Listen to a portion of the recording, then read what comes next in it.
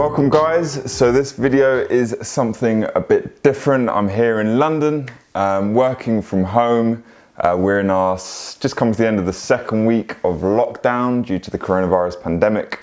Roman's International Showroom is closed until further notice. So today we're filming from my own living room. So apologies for the lack of cars in the background. But the aim today is to answer some of the questions that have been coming in via our Instagram stories. Thank you so much for everyone's questions. We literally had hundreds. So I'm afraid we won't be able to answer them all today. So apologies in advance if your question wasn't selected. There was a lot of people asking pretty similar questions anyway. So let's get cracking with the first question.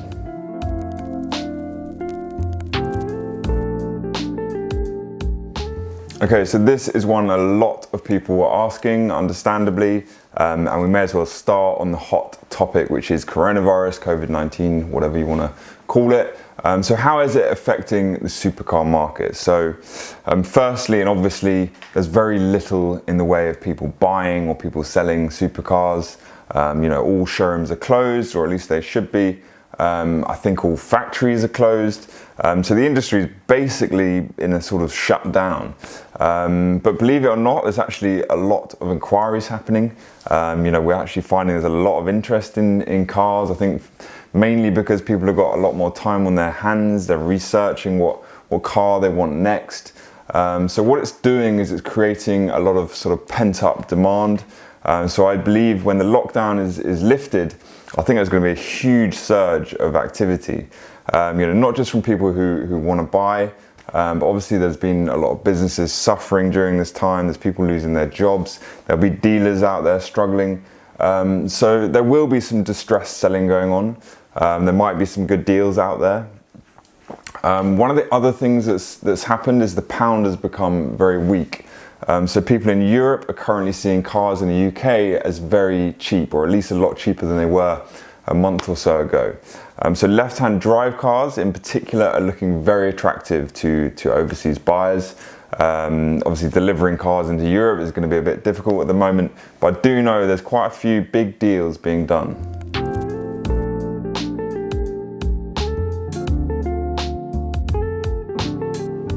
So yes, in terms of values, I think any dealers dropping their prices during this time, I personally think it's not the wisest move. They're just driving the market down. I know there will be dealers out there sort of panicking. You know, they've got very little income coming in. They've got plenty of overhead still going out. You know, we're the same.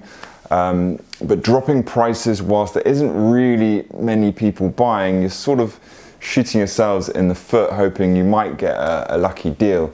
We're very much of the thought that, you know, we've pressed pause during this time. You know, I'm working on different areas of the business, and in a month, 2 months, however long things take, you know, we press play and things in a way continue from where they left off. So yes, to answer the question, you know, there are no new cars being delivered, there are no new cars being built, so there's not going to be a sudden oversupply of cars. So values shouldn't be taking a hit during this time.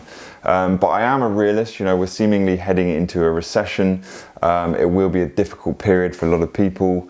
But values have been coming down pretty hard over the last 12 to 18 months anyway, for the majority of cars. So I think in the short term at least, this will probably continue to a certain extent, but I don't think it's going to be drastically different to what was going on before this outbreak.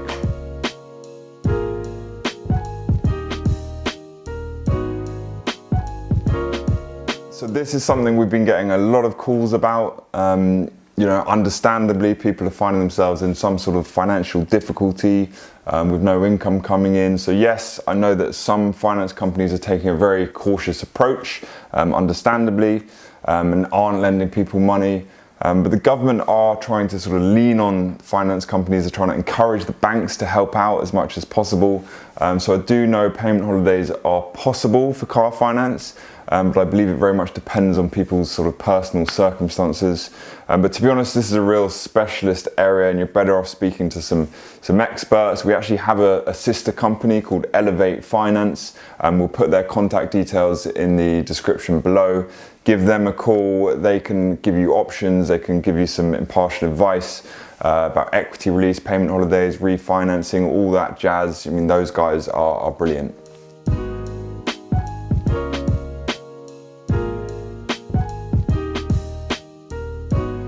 So yeah, without a doubt, this is something that's sort of on the agenda for not just supercar manufacturers, the whole automotive industry. You know, we know petrol and diesel cars as well as hybrid cars will be banned in 2035. And interest in electric cars is rising all the time. But you know, 15 years is still quite a long time. It's going to be a gradual process, which we're already sort of witnessing. Whereas before it was just the sort of hypercars dabbling with electric powertrains, it's now become more mainstream. But look, it's a sad thought to think in 2035 you will not be able to buy a brand new petrol powered car.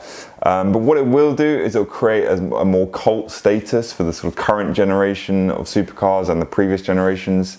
You know, they will become more collectible and in some respects more desirable because they'll become rarer, harder to obtain. I know some people comment on, well, we won't be able to drive them. But firstly, 2035, they're not banning people driving them. They're banning the sale of them as brand new cars. So the second-hand market for petrol and diesel cars at that time should be thriving. And if anything, there'll be a massive boom of sales of new petrol and diesel cars, at least in the early 2030s, because it will be the very last time in history that we'll be able to buy a brand new petrol, diesel or a hybrid car.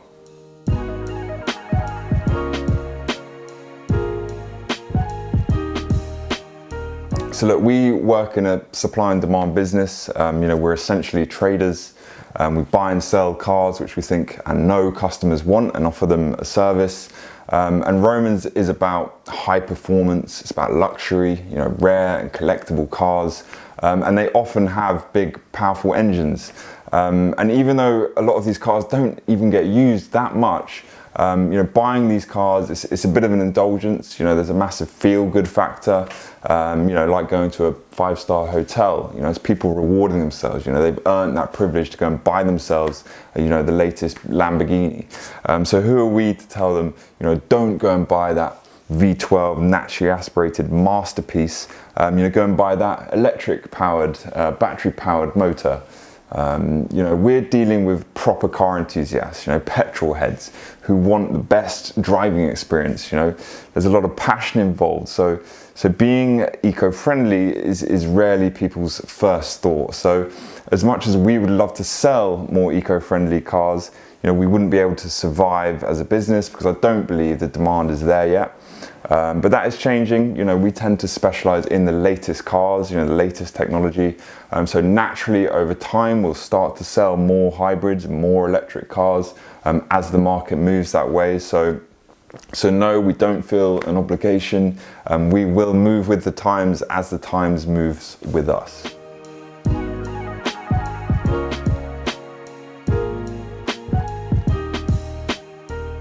So I think the hottest car right now that's just come out is probably between the Ferrari F8 Tributo or the 992 Turbo S. Probably one of them is the most likely sort of big car to come to the Roman showroom next. But I guess the one we would really want, no limitations, blank checkbook, it's got to be the Aston Martin Valkyrie. That is the big ticket.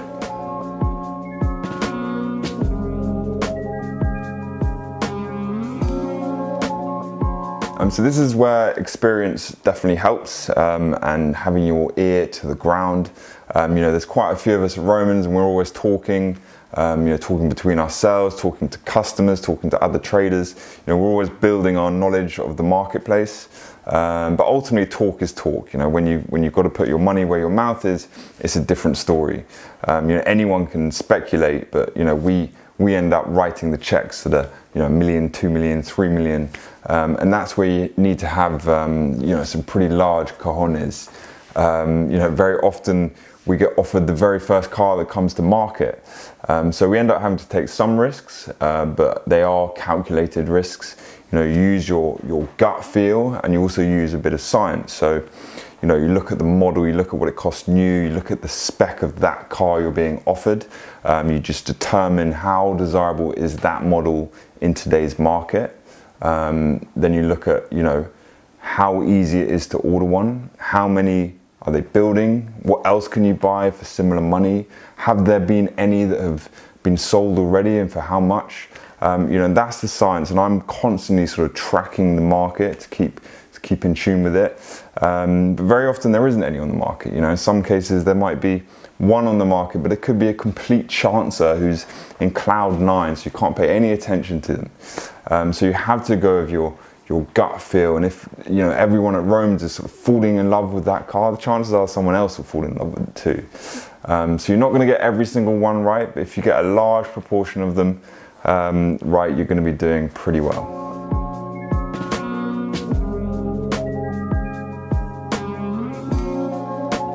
So in general, now is not a great time to sell. You know, not many dealers are open. You're probably going to struggle to get any offers or generate much interest. But I reckon when we come out the other side of this, you know, we're looking at least another month. Hopefully we'll still have a summer ahead of us. And as I said before, I think there's going to be a real surge of activity. You know, people have been self-isolating, people have been quarantined, not being able to do anything, not being able to spend their money. So when that lockdown gets lifted, there's going to be people going on spending sprees just to celebrate the end of coronavirus, you know, the end of lockdown. People are actually getting their freedom back. You know, this is going to go down as one of the biggest events of our lifetime. You know, this is our World War II, and to come out of it, hopefully with our health, hopefully people's businesses haven't been hit too hard. So yeah, I think that time is going to be a really great time to buy, sell, or trade.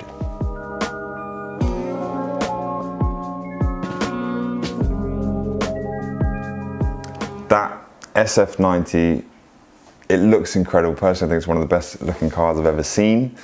It's going to be faster than LaFerrari, it's going to have later tech. You know, there's going to be lots and lots of demand for it. Will it affect the LaFerrari?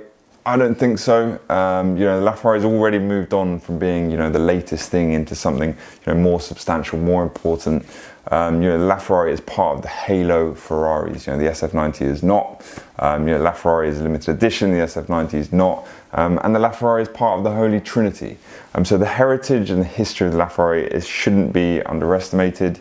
Yes, it's going to become more of a collector's car, and I do think any serious collector should have a LaFerrari in their collection. And bear in mind, as time goes on, you know, more people start collections, more people come into money, so there will always be demand out there for the LaFerrari, you know, and it's still one of the greatest cars Ferrari have ever made. So yes, there will be more people who want the SF90 for sure, you know, because naturally people want to be driving the very latest Ferrari and be seen driving the latest Ferrari. But I don't think it will have too much of an impact on LaFerrari prices. I do think they serve different purposes.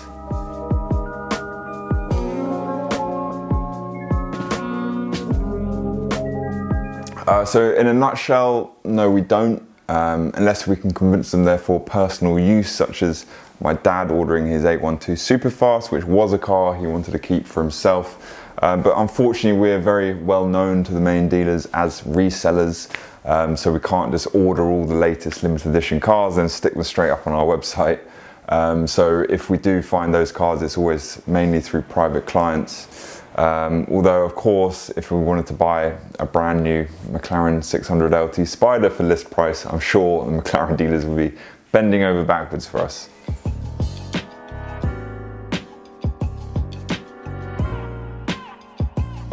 Are there that many hybrid SUVs? I'm not sure, especially luxury ones. I haven't driven many in truth, but from what I've seen, I would go with the Cayenne Turbo SE Hybrid, mainly because with the others, you seem like you're making a massive compromise and getting a smaller engine and ultimately having less fun. Whereas the Cayenne Turbo S Hybrid is their top of the range. It's essentially the best one you can get, so that would be my choice.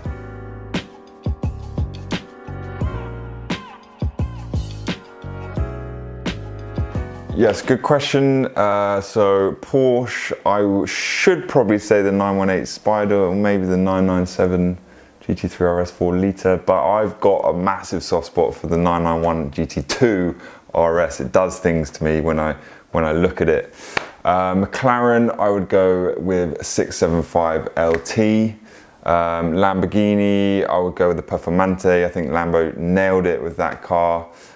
Ferrari, 458 Speciale, I think that's like the all-round great car I think they've made in the last decade.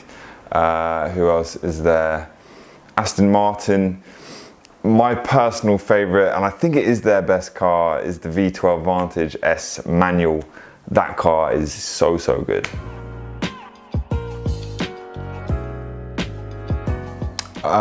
Tough one, but for me, I'm gonna go with the SVJ, more drama, and that V12.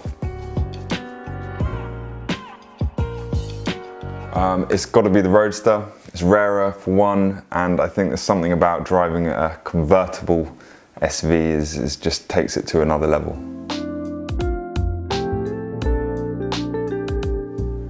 So those of you that know me will know I'm a massive AMG fan, and I drive a C63S Coupe, which I love. So it's a no-brainer for me, C63S.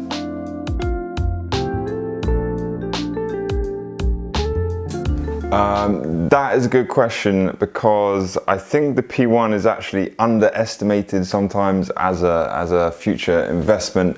It's only 375. That is a very rare car, the rarest of the Holy Trinity. But the Bugatti, it was just more of a groundbreaking car. There's nothing quite like it. And I just believe people have more respect and trust in Bugatti as a brand. So yeah, for me, it's just about the Veyron.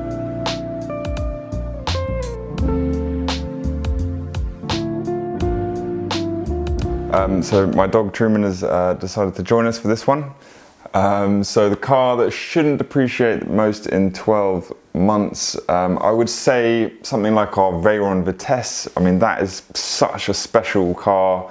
It's so rare, that shouldn't go down in value at all over the next 12 months. But to think of a car that's a bit more in people's budget, I would say our Land Rover Defender 90. I know the new one's coming out, but that is quite a special car, last of the old Defenders. So yeah, wouldn't you agree, Truman?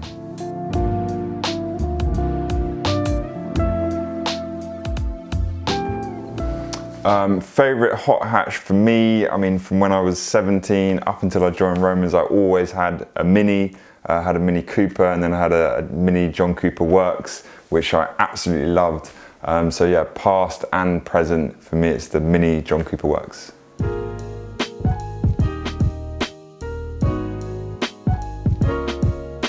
Most expensive car we've ever sold. Loads of people asked us this question. It's the LaFerrari Aperta, which we sold a couple of in the last year or so. They're between £3 and £4 million. We did sell a McLaren F1, but it was about 10 or so years ago, when they weren't quite as valuable as they are today. So yeah, the LaFerrari Aperta.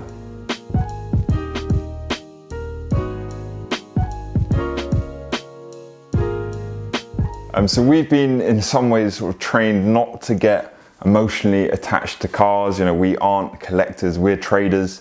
So cash flow is very important for us. You know, we buy at one price, we sell at another, we take a bit out in the middle.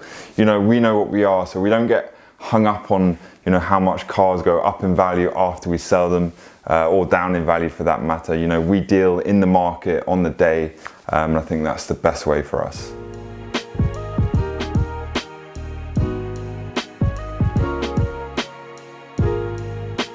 I mean, I'm not sure that is the case, but we do tend to turn our stock fairly quickly. Obviously, some cars take longer than others, but we always try to aim to price our cars realistically. But more importantly, we don't buy cars with stories. We don't buy cars that have had accidents or have a bit of a dodgy history, or even presented in slightly edgy condition. You know, they're the cars that tend to stick around. But more than anything, we're very strict in selecting cars which we think have got the right spec. You know, I do a lot of research on what are the important options to have, making sure the cars we buy have those options. You know, it's obviously choosing desirable color combinations. We also have a strong preference towards low mileage cars, as we find they're the most desirable.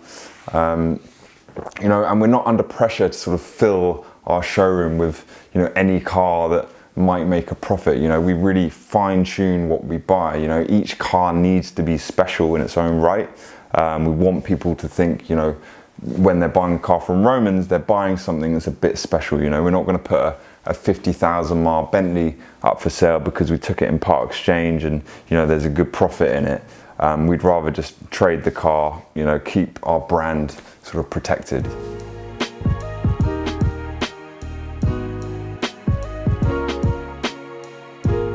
So yes, unfortunately there are a lot of stories out there, especially in the last couple of years. I would say unless you trust a dealer implicitly, I would advise looking at the financial health of that company. There's a very good website called Risk Disc, or you can use Experian to look at companies' finances, and they will actually flag companies as high risk. So if they're obviously flagged as high risk, then there's your answer.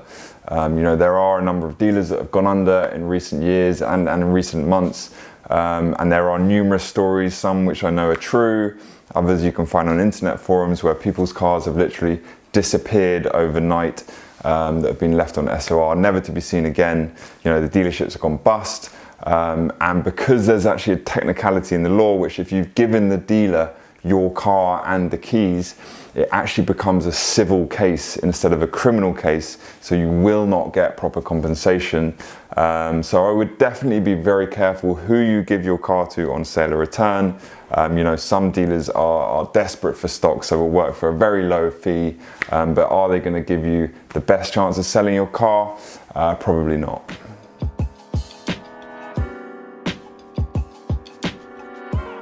Yes, we are planning on extending the showroom and refurbing the showroom. We've actually just got planning permission through for it. But obviously with everything that's going on, this has had to be put on hold, but we reckon within the next year, there's going to be some big improvements.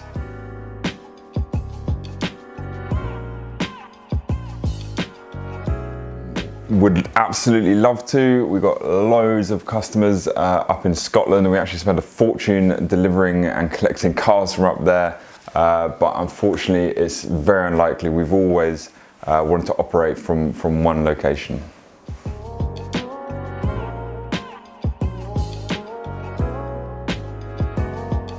Yes, private clients are where a lot of our cars come from. We're lucky to have been around a long time, so we've got a fantastic client base and lots of loyal clients.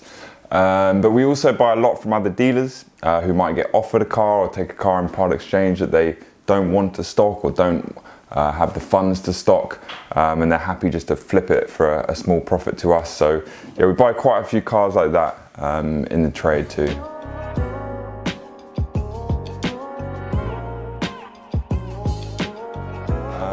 Yeah, nothing seems crazy anymore. I'm always amazed by the cost of these special paints. None more so than I think it's the €50,000 liquid silver paint of the 918. Then you've got options like carbon fiber cup holders, totally pointless. But given the chance, would you rather have a plastic one or a carbon one? You'd rather have the carbon one. I guess the most ridiculous option of all I've come across is the Breitling clock on a Bentayga. I think it costs over 100 grand. And considering you can pick up a Bentayga for less than 100 grand today, I mean, that's just pure ridiculous.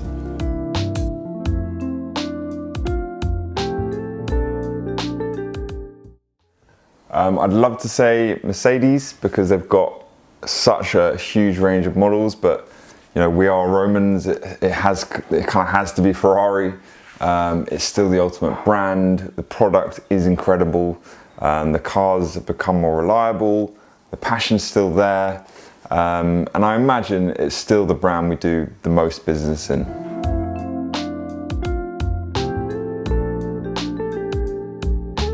Under 200 grand, kind of depends what you want it for.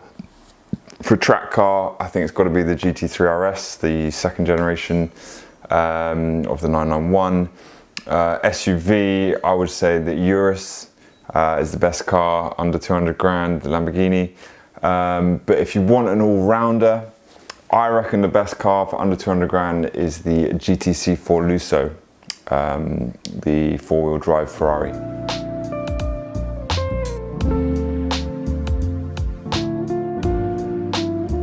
So I know there's a lot of enjoyment that goes into selling someone a car, especially if it's a car of their dreams or something they've wanted for a while. And I think the best part is when the salesperson makes that initial call to the customer to let them know about the car that we've just got in, because they're genuinely just as excited as the customer. Oh my God, you've got to see this, the spec of it, the condition. And it's not just sales chat. With these kind of cars, it's very easy to become passionate about them. And it's that shared experience and excitement that I know our salespeople really enjoy. We've sourced it, we've bought it, which is an enjoyment in itself. And then we're supplying it to the end user who's, over the moon with it. So, it's often a great experience for everyone involved.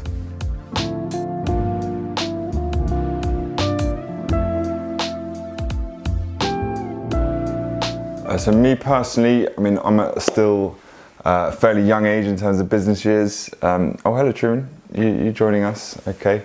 But I've been at Romans 9 years, so I can't take any acclaim for what Romans achieved in its earlier years, which really built the foundations. But some of our most successful years have been in recent times. One thing I've always applied is that I've sort of never had the mindset, I've never had the mindset that I've come into like an established, successful business. I've always worked in my mind like it's a startup. I put in the hours as if I'm starting a business from scratch.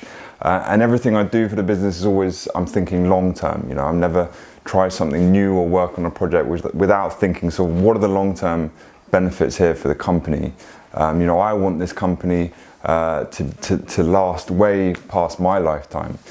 So I'm always looking at if we had to sacrifice a short-term profit for long-term gain, then I would. And building relationships is incredibly important in that, but it has to be a two-way thing. Yes, we are a business, we have to make money. Most customers understand that, but we're also here to provide a great service, great experience, and actually help our customers out. Give them good advice, help them find the best car. That's something we find very important. Something else I would say, if you're starting out in this industry, is look for a niche. Don't try and be the jack of all trades. Know what you're good at and stick to it. One of the things we've built our reputation on is always having the very finest examples, the highest spec cars out there, the lowest mileage, the most immaculately presented.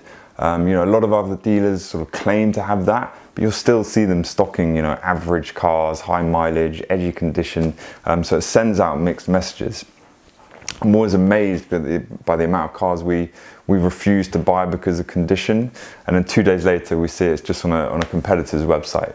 But it's a very crowded marketplace, and that's what people have to do to survive. But my advice would be to find a little pocket of the market and become the master of doing that. Make a name for yourselves in that, rather than just being one of these sort of hundreds of dealers who are all trying to do the same thing.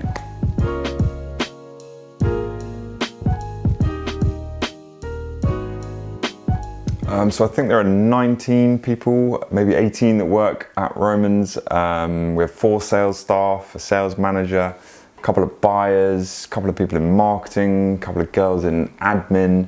We've got a whole team of, sort of drivers and valeters, but it's a tight-knit group. We work hard, but we have fun.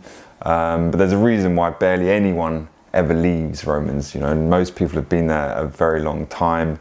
But yeah, it's a great team.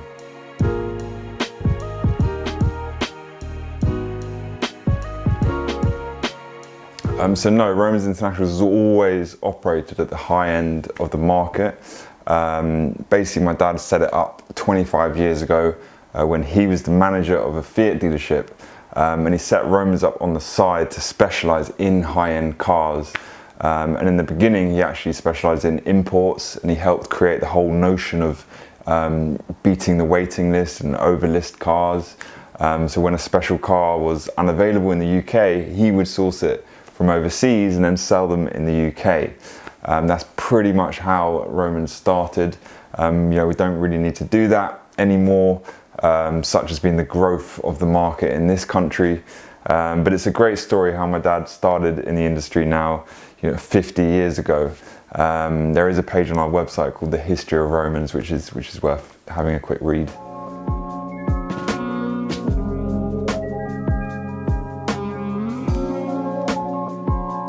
So this really depends on a lot of factors, mainly regarding taxes.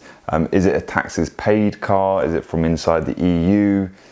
Is it classified as a new means of transport? Are you bringing it in as a private person or as a company? These are all the kind of factors which determine the import costs.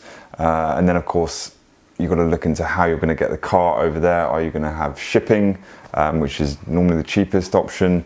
You can of course fly cars back, which is a lot quicker but more expensive. But those are the things you need to really be asking yourself. You know, most of the cars we've imported, you know, we always normally have to allow for 20% VAT to get the car registered here, plus the shipping costs. You know, if a car's specifically been built for a left-hand drive market, you have to sometimes get the lights switched over, sometimes have to get speedometers changed from kilometers into miles. You know, some cars need a sort of to be fully converted, but I would advise you to speak to someone like Cars UK to get the full details of any sort of individual situation. Again, I'll put their link to their website below.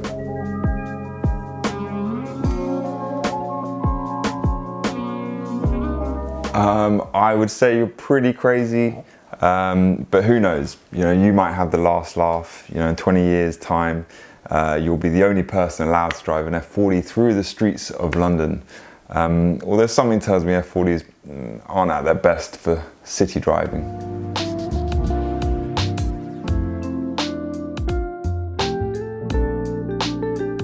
For me, it would be the Pagani Zonda F. We had one when I first started at Romans. We had one in the showroom and I was just mesmerized by it. It kind of just blew my mind, that car. And it's still to this day always been my favorite car. So if I could keep one car in the showroom forever, it would be that one.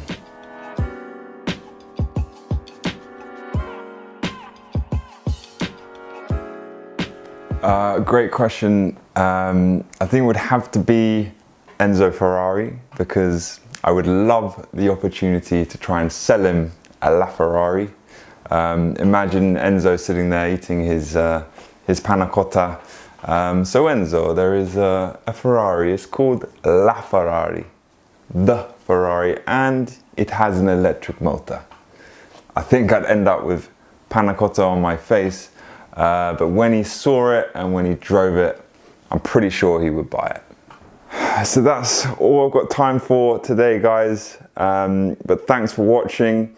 If you guys have got any more questions, maybe leave them in the comments. We'll do our best to answer them. But we'll say goodbye for now. Bye from Truman. Bye from me. Stay safe, everyone. See you soon.